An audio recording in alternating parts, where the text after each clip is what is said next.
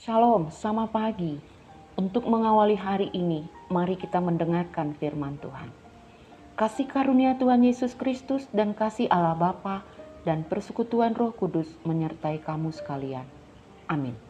Renungan Selasa 23 November 2021. Tertulis pada Mazmur 34 ayat 9. Kecaplah dan lihatlah betapa baiknya Tuhan itu. Berbahagialah orang yang berlindung padanya. Dai jala idahamu dengan basa ni Jehovah, martua mabawa namar haposan tu ibana. Bapak Ibu, pernahkah mengalami situasi sulit, genting, dan terjepit, bagaikan semua pintu tertutup, semua mentok? Lalu apa yang Bapak Ibu lakukan? Mazmur ini menjelaskan bahwa Daud pernah mengalaminya sebelum ia menjadi raja. Saat itu Raja Saul berusaha untuk membunuhnya karena Saul takut tergeser dari kekuasaan kerajaannya. Daud pun melarikan diri dari kerajaan Saul.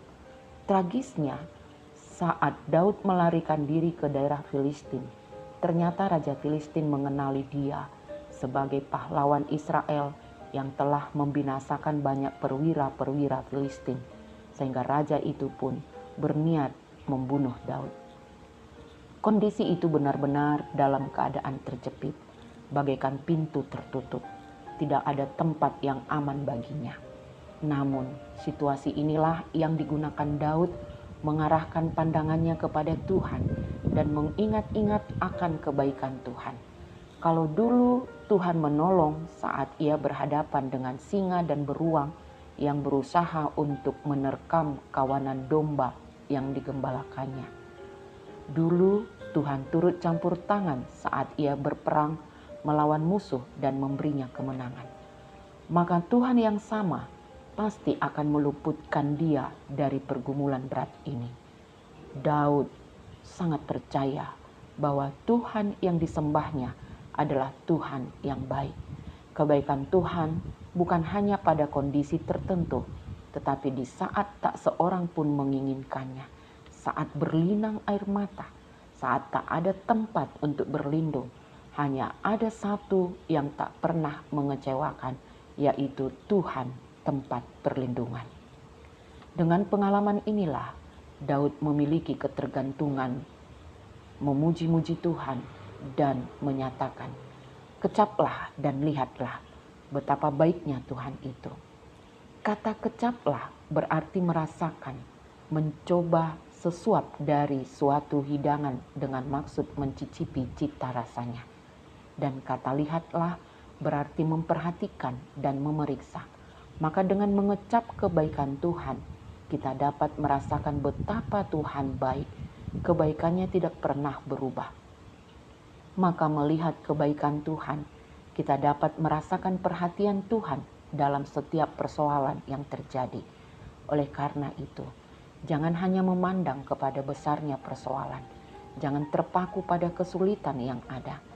Tapi pandanglah Tuhan yang tak pernah melepaskan tangannya untuk menolong kita. Ia Tuhan yang baik dalam segala kondisi dan membuat kita berbahagia. Amin.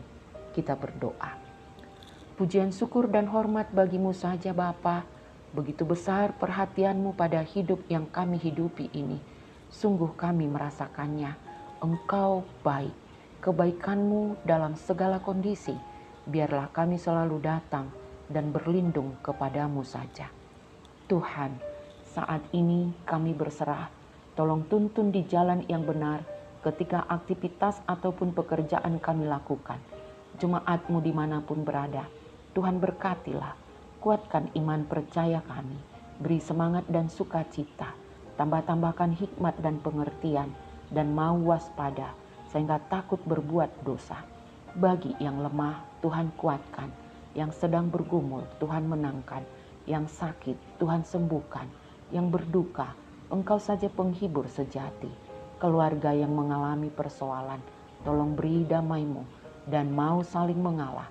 Keluarga yang merindukan kelahiran anak, Tuhan berikanlah. Tolong berkati setiap usaha mereka dan hidup di dalam kasih-Mu. anak-anak kami yang merindukan jodoh, Tuhan pertemukan jodoh yang seiman dan saling mencintai. Yang masih mencari pekerjaan, Tuhan tuntunlah dan beri kesabaran. Tuhan, COVID-19 belum tuntas. Tolong ingatkan masyarakat agar tetap waspada dan mengikuti prokes. Berkatilah pemerintah dan juga pelayan gerejamu untuk melayani demi kemuliaan nama-Mu saja. Ampunkan dosa-dosa kami. Dalam nama Yesus kami berdoa. Amin. Selamat beraktivitas. Jaga kesehatan. Ikuti prokes. Tuhan berkati. Horas.